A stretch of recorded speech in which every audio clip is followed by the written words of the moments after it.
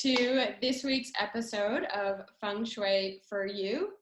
Sharon Jeffers and myself, Tiffany Wilson, will be going over office Feng Shui. Office. So with that, let's get started. What are some of the best things you can do for your office to improve the energy and the Feng Shui within the space? Well, if you have your own office, Yeah. the most important thing to do is first put your desk in a position that allows you to be in command of the space. The command position. Which is going to be, if possible, the furthest space from the door. It's good to have a wall behind you. If your back is in a corner, you can put a light behind you. Being in a commanding position is really important. How the chi gets to the office is very important as well, and what draws it to that point. So if you're just feng shuiing a room to be your office, you want to lay the bagua on that room. Okay, just as you would lay it on the front door in alignment with the front door of your house, you lay it in alignment with the front door of your office space. That makes sense. Right? And then within that office, what are some of the key areas of the bagua to focus on? You want to focus on all of them, because if you're in business, you want to be cultivating that, which is the knowledge area. Yeah. You want to have the roots of how this even happened, which does have one way or another to do with family and ancestors. You want your wealth area to be enhanced, the fame area, the relationship area, the creativity area, which is the children and the benefactors, and then in the center, the health. So you really want to create a space that has all those elements and where there's an acknowledgement to each of the palaces of the bagua. When I opened an office when I was doing transformational and applied kinesiology, and it was a big room, one big room. And so the first thing I wanted, I already had my massage table and things. I wasn't putting a desk in there. And so I wanted to get a fountain. And I went hunting for a fountain. I had a budget, but the fountain I fell in love with, which was just gorgeous. Oh my God, where is that fountain? It was 4 times my budget, but I bought it because I loved it. And again, we must always have things we love surrounding us, right? Yes. And I put it in the wealth area, in the wealth corner of the office. So when you walked in, it was in the back left corner. This was a pretty big space. And I put water in it, I plugged it in, I put a plant down in front of it, and then I did everything else, my artwork and everything. And one of my clients came, and he was the first person to come see me in that office. And he'd been my client for a while. And he walked in, sat in the chair, and he pulled out his checkbook and he wrote a check, handed it to me. He said, "Here's $1,000.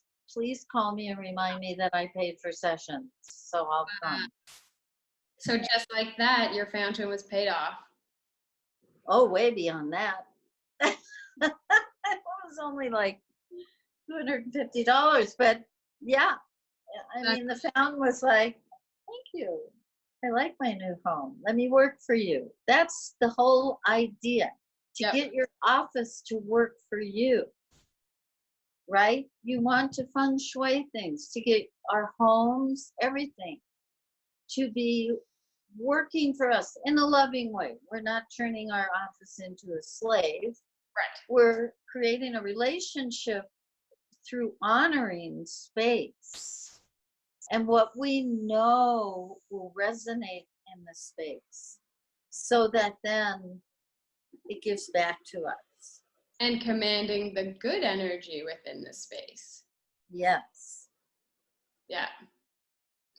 So I assume you put that fountain in your wealth area. It was in my wealth area.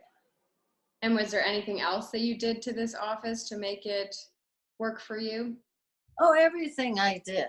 Because, I mean, I was also doing Feng Shui at the time, as a consultant. So, yeah, everything, the art I placed in there, and keeping in mind what was that office was for, it was for healing. Yeah.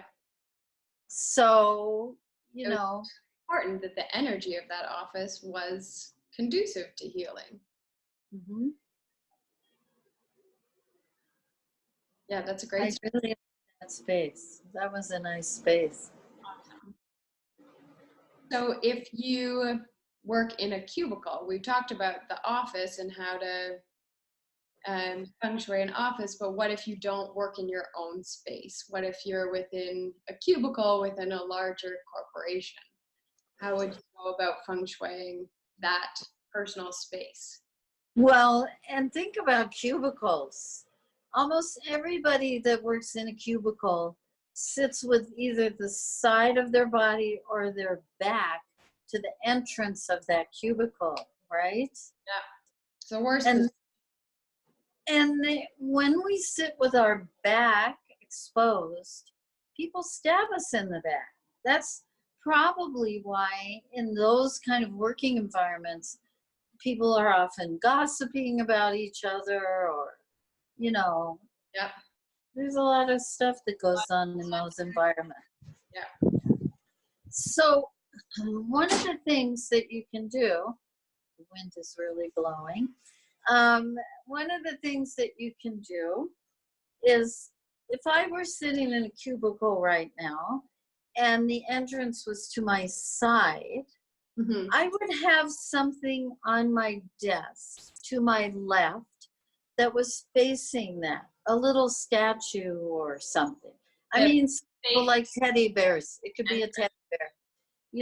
It could be anything, something that you love as a protector to watch who's coming in the door. And then to my right, I would have somewhere a small mirror. It doesn't have to be a large mirror. It's more transcendental, right? Mm-hmm. But a little mirror to give me the ability to see who's coming, so my back is protected. Yeah. And I would put a little mat inside my cubicle at the entrance to hold the chi in and to keep the chi. Huh? Any color specific for the mat? I like black mats at the entrance. Okay. Dark blue, black, dark gray, watercolors. Yeah. No matter what direction is over there, it doesn't matter. This is about bringing in the good stuff and keeping out the bad stuff, right? If your back is to that entrance, then you really want to have, I would have 2 teddy bears or 2 dragons or 2, whatever is the person's preference. That entrance. Facing that door, and I would have a mirror so I could see behind me. Yeah. And then, all around the little cubicle, you could put little symbols of, that relate to the Bagua. Just the same thing you could do in your office. You don't have to turn it into Every corner has a little something. It's really about being aware and honoring. So being aware of what the possibilities are to move the chi and enhance the chi, and also, just being in that place of honoring in the space. Because when we too, you can't just place these things and expect the good goodness to come from it. You have to feel and honor and have that pure intention when you are feng shuiing your office or your cubicle, Yep. or else it won't Uh, work. I'll give an example of one of my clients who flew me to Denver. Yep. To feng shui her office. She had a small office. It had a conference room, nice little lobby. She had a full-time assistant, and her office, the boss, was in the back in the wealth area, and that was it. And she had a part-time employee that worked in the conference room. So when you walked into this small lobby. The conference room was in the relationship area. The boss lady's office was in the wealth area. The receptionist and all her stuff, copy machines and that stuff, was in the cultivation and whatnot. So the door was nicely placed, almost in the center of that space. So we went shopping. Mm-hmm. And we got the right color rug for in front of the door. We got a fountain for inside the left of the door. We also got a picture of a waterfall Oh, gorgeous. that we put there. And then when we were doing her office, we were shopping, I said it would be really nice to have something in your office in the wealth area that is purples, golds, those rich, abundant colors that are so powerful in feng shui. And we were in World Market, and there was a poster of the Eiffel Tower. And the picture was taken at night. The tower was golden. The sky was purple. It was just a gorgeous picture. And so she bought that poster. It was a big poster, like, I don't know, 2 by 4, 3. Yeah. It was a nice size poster. And she got a gold frame, put it in the frame, and we hung it in the wealth area. And we finished the feng shui, and I went home. And about 11 months later, she called me and said, I need you to come back to Denver. I'm looking at 2 office spaces. Wow. And I want you to help me pick which one is best and, help me set up the office. So in that quick amount of time, she had grown. it wasn't even a year. Wow. It was close to a year.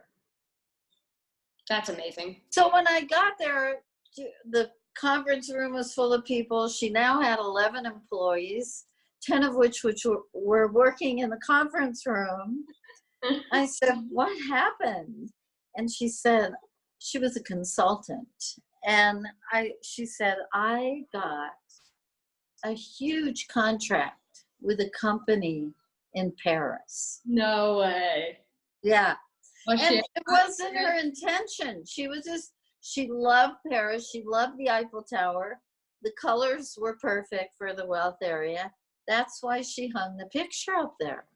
And that picture worked overtime. It seriously did. She manifested more than she even imagined. Yeah. And the little side note to this is that all the people that were working in the conference room, they, which was the relationship area of the office, I think all but one of those people was single when they started working for her, and they were all in relationships. No way. Somebody got married. Yeah. No. That's incredible. Yeah, I loved that. I mean, that was a surprise to me. Yeah. Because it just goes to show that this works, and it works in ways that you'll never even be able to explain. Like the Paris. Yeah. And this is very important to everyone who's listening. You must use the Bagua that we share with you, the Bagua from Black Hat Feng Shui. We'll add it in the links. It works. It works. You don't run around your house and, you know, I mean, it's wonderful and important to pay attention to direction. I'm telling you, if you use the Bagua of Black Hat Feng Shui, the Black Hat set was very powerful, a powerful, powerful group of mystics, you know, in ancient times. And, you know, and they did yoga, they did meditation. Yeah. And they did Feng Shui. And it really works. Yeah, it has to be done the right way. And it does. It can sound very hokey pokey with put a mirror here, put a crystal here, but that's why you have to believe in it. You have to have the power, the right intention, and you have to bring that feeling that you want to create within the space when you're doing this. I think also, yeah, being curious, like doing something with the intention, with also curiosity, because curiosity evokes innocence. Right. And I think that the spirit of life itself loves when we're innocent. I think that spirit responds to innocence. People respond to little children because they're innocent. When they're innocent. When they're innocent. That innocence too, because when you are innocent, you're not expecting anything. Exactly. Yeah, you're just in that pure intention, pure thought. Yeah.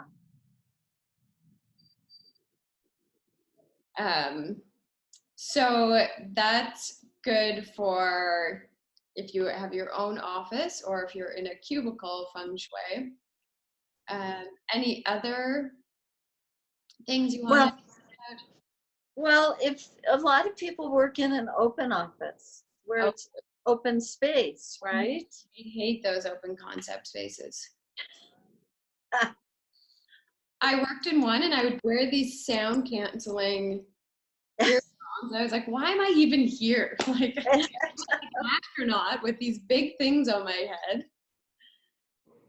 And then well, it is kind of chaotic, right? Chaotic. And I would always get spooked when someone would come and be like, hey, can I talk to you about this? Yeah. Jump out of your seat. Exactly, because you need to be in your own zen, but then you're also so present with everything that's going on in those spaces.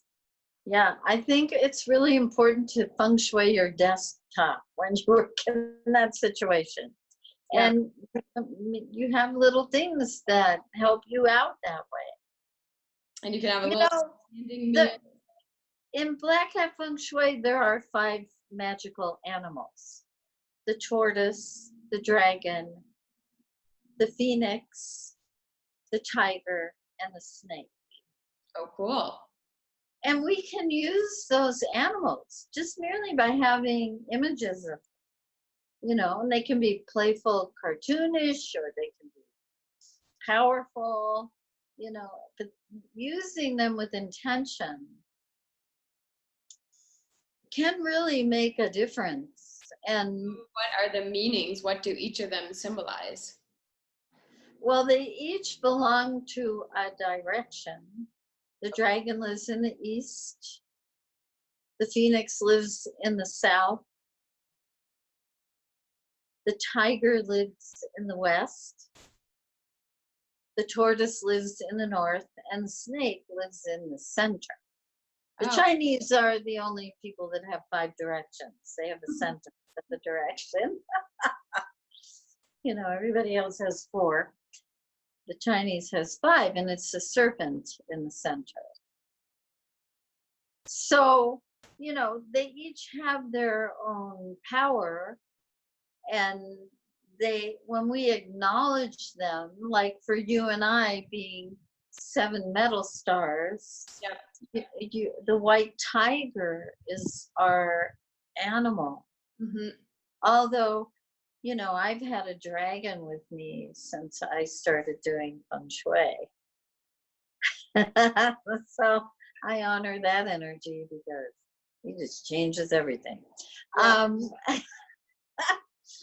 so, and in ancient times, the Feng Shui master, the black hat Feng Shui master, did not come and tell you to move your table or rearrange your bed. They came and held an intention Hmm. that completely permeated the space and shifted the energy. And I witness that when I do Feng Shui consultations. I feel like that because I somewhere along the line was initiated into this sect with Yeah. practicing it, that, the energy will just start shifting just by acknowledging it. We have no idea how powerful we are. Yeah. We are, when we acknowledge, it's like one time I was working, doing volunteer work at the school with boys who were wards of the court in the state. It was a boarding school. And I was teaching them the 5 elements of Feng Shui.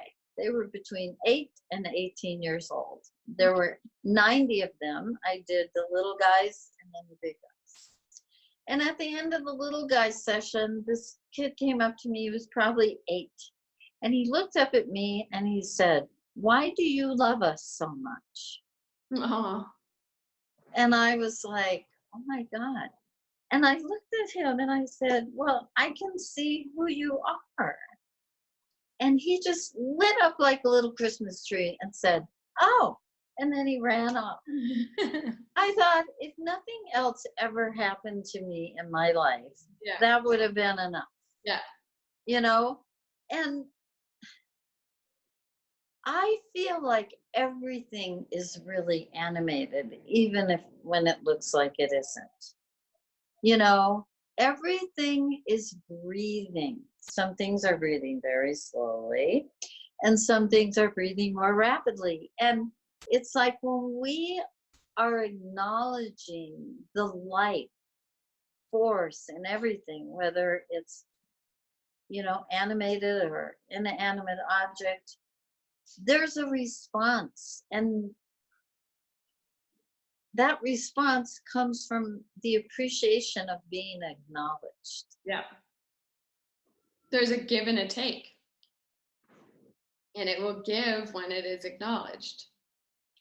Yes, it's a response, right? And that's what Black Hat Feng Shui is all about. It's about being in harmony with your environment. Mhm. Because the more in harmony we are, the easier it is for our destiny to unfold. Exactly. And we've talked about this before, but the more you start doing feng shui and in your own home, the more you start to understand how that chi flows within your home, and you'll feel it. And I've had scenarios where I'll be really frustrated, and of course my computer won't work, my phone won't work, and it's calm down, slow down that chi, and then everything works again. And it's the same within our spaces.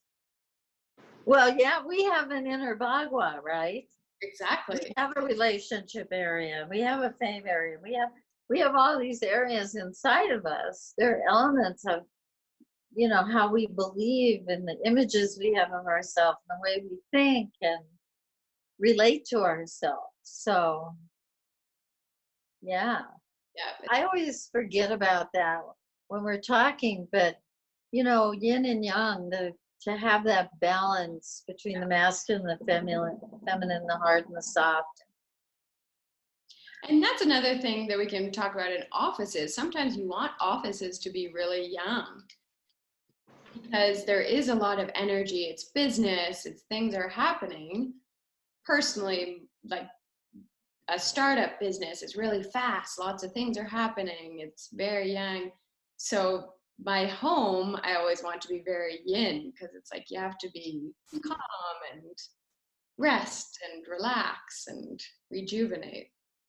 And there needs to be a little yin in the office, Yeah. so that it brings, because it's more that passive receptive energy to bring the chi in, and a little yang in the house so we get out of bed in the morning. Exactly. Like that, balancing it out Yeah. in spaces. But yeah, that's the goal, to create spaces where people just do get that feeling of, oh, I want to stay here for a long time and this feels good. I feng shui the store in Kauai from the bottom up. It was gutted. And we did everything, and the colors, and it was just this beautiful metaphysical gift shop on Kauai. And we picked an opening date and the cards, of course. And so it would be a power day for them. People would go in there and they wouldn't want to leave. Wow. Because to me, the balance of being able to focus from a place of being relaxed is perfect. And they would be in there, even little kids would, I would hear all these comments from the owner, the kids come in here and they're like, oh, I really love it here, Mom. Oh, that's so great. Yeah, but it was just that perfect balance of yin and yang. What? What are some things that you did, just for example? Well, just the color of the floor. We even had a little tiny bridge that went into the crystal room, right? Fun. Where we put the crystals, the colors of the walls. Everything was chosen to be inviting and harmonious and to create prosperity. So the intentions were right, the colors were right, and it all just came together. Yeah. Yep. That's the way it should be.